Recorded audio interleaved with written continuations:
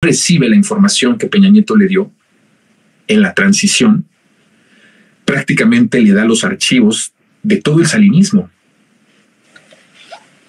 No solamente era el desastre del país que ya habían desgraciado por completo, un sexenio más y se acaba el país.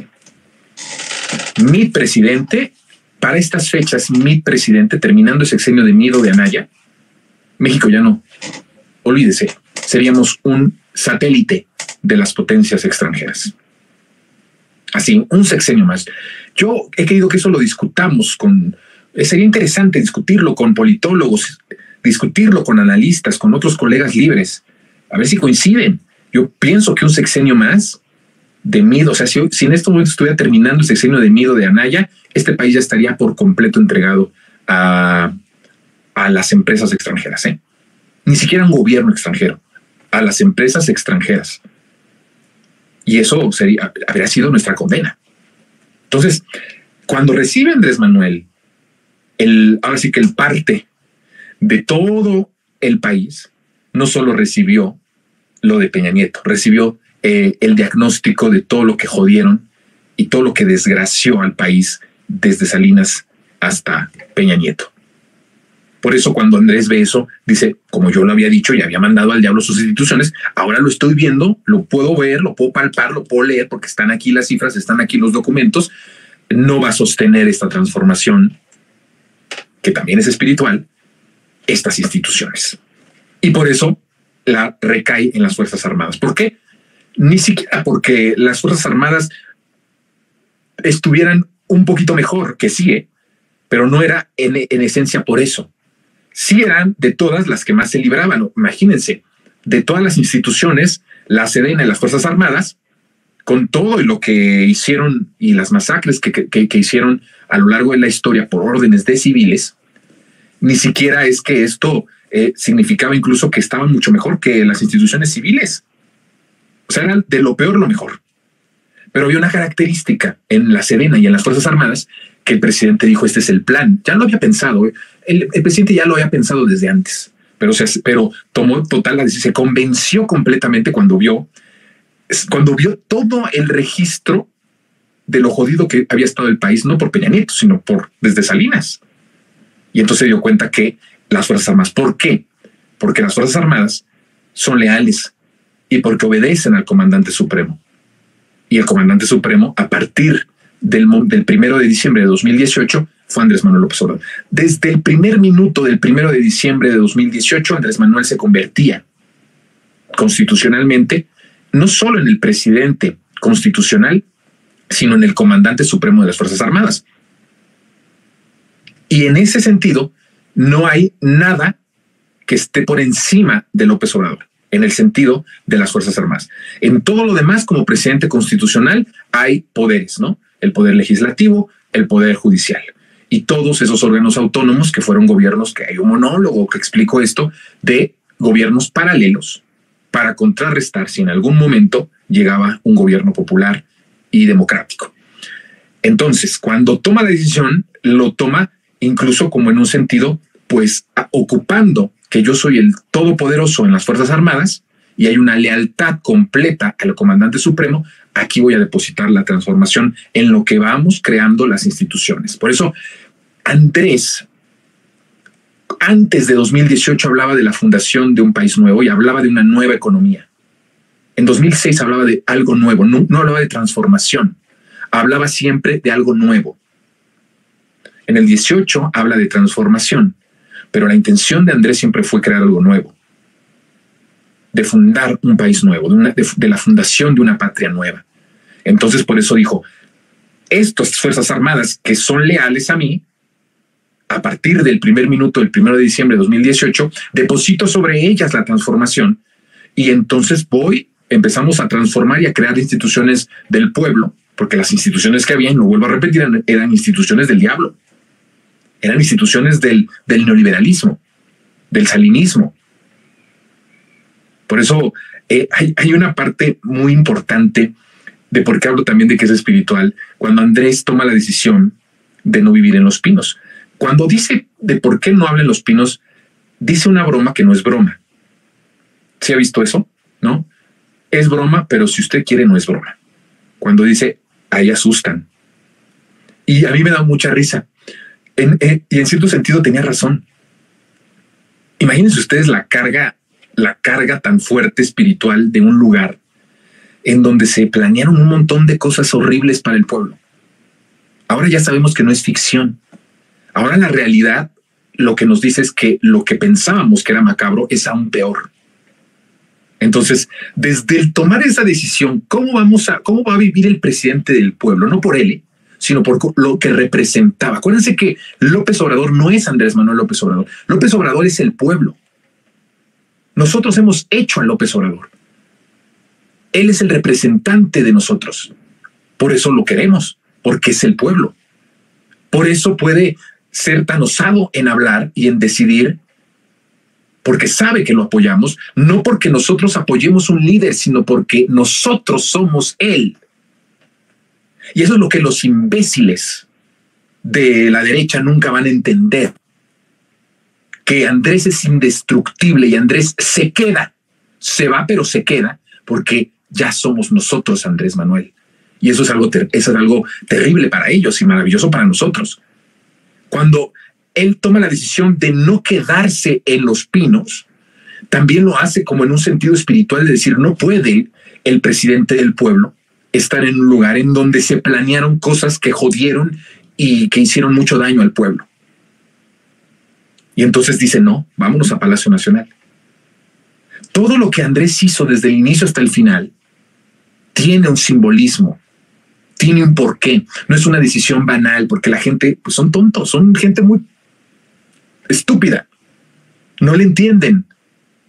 Y entonces se burlan de Andrés, pero realmente todos nos burlamos de ellos. Ellos piensan que ridiculizan al presidente, pero la realidad es que ellos ya están ridiculizados desde mucho atrás.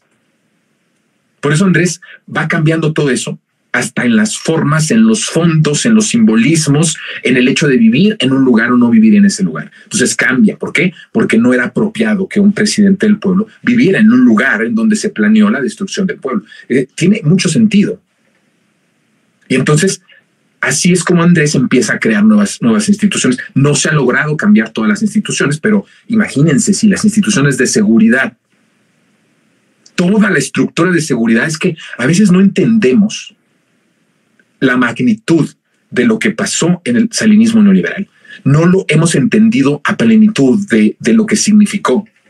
Las instituciones de seguridad eran literalmente comandos del crimen organizado. Y cuando Andrés recibe esta información, no puede poner sobre ellos la seguridad del pueblo, no puede poner en ellos el proceso de pacificación. ¿Cómo vas a poner el proceso de pacificación con las instituciones de los cárteles de la droga? ¿Se dan cuenta? Por eso yo hago un llamado y les peleo mucho a los defensores de derechos humanos, a las asociaciones de derechos humanos, que hagan un ejercicio valiente de diagnóstico. Ya ha pasado mucho tiempo para que no pudieran hacer este análisis forense de la situación del país, que están friegue y friegue con la militarización. Y en verdad, no podía Andrés Manuel darles la misión de la pacificación a instituciones que estaban tomadas por los cárteles de la droga.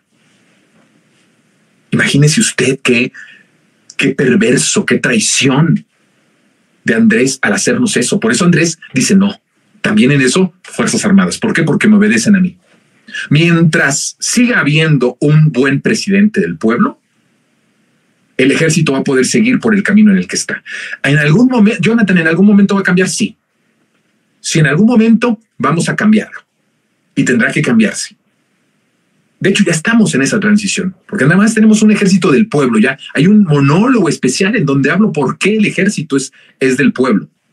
El presidente lo ha explicado y yo he podido darles una hipótesis más profunda de por qué Andrés Manuel también confió en el ejército. Y entonces vamos viendo y nos vamos convenciendo de que esta fundación de un país nuevo es de a de veras, y entonces los oligarcas están muy nerviosos. Y si acaso lo que vimos de la conferencia de Slim muestra entre nerviosismo y entre incertidumbre. Pero vuelvo a decir, afortunadamente es una incertidumbre para ellos. No es una incertidumbre para el pueblo. Eso es maravilloso. ¿No le da gusto a usted que hace años era la incertidumbre del pueblo? ¿Qué va a pasar con la economía? ¿Qué va a pasar con nosotros? Hoy la incertidumbre ya no está en el estómago de las mexicanas y de los mexicanos, ya está en el estómago de los magnates. ¿Se imaginó en algún momento el que esto pudiera ser de esta forma? El que ahora la incertidumbre, el nerviosismo, el estar ansiosos, esos ataques de pánico, estén del lado de ellos y no del lado de nosotros. Bueno, son los tiempos maravillosos que estamos viendo. Se muestran nerviosos, se muestran con cierta incertidumbre, con ciertas reservas. Claro, al crearse una patria nueva, ellos tendrían que o desaparecer o cambiar. Porque la fundación de una patria nueva los va a obligar irremediablemente. Hay un monólogo donde yo hablo de esto, en donde hablo de cómo ya sobran los Joaquín López Dóriga, pero no como un sentido fascista, porque hubo mucha gente que se asustó mucho y hasta me comentó ahí en el chat y me dijo, Jonathan, hasta me dijeron, querido Jonathan, esto que tú estás diciendo es fascista. No lo es, no es fascista, porque no estamos haciendo un descarte de que nosotros decidamos que ellos sean descartados. ¿Me explico?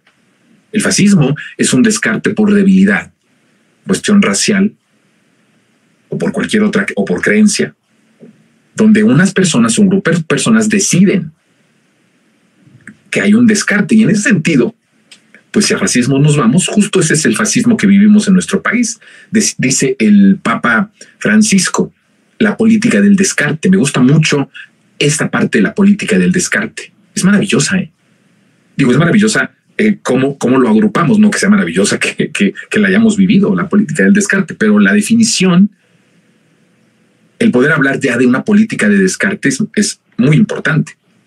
Y en esencia, la política de descarte salinista neoliberal desde 1988, si nos vamos a esas estrictas definiciones, es fascismo. Hemos vivido en un régimen neofascista, sin duda alguna, de descarte. A propósito, cuando yo hablo de que ellos que hay personas en los medios de comunicación, en la economía y en la política que están siendo descartados, no es, ni siquiera es por la venganza del pueblo enardecido. Porque si nosotros hubiéramos querido la venganza del pueblo verdaderamente encabronado, no estarían dando conferencias de prensa estos magnates. ¿Me explico? O sea, por favor. Lo que dicen, el autoritarismo, el secuestro de las instituciones del país, de las libertades. No mames. Perdón, pero es que no hay otra manera. No me frieguen, por favor. Y es que se me calienta el hocico porque mi abuela paterna era muy grosera. Y se me calienta, pero es que no hay manera. No frieguen.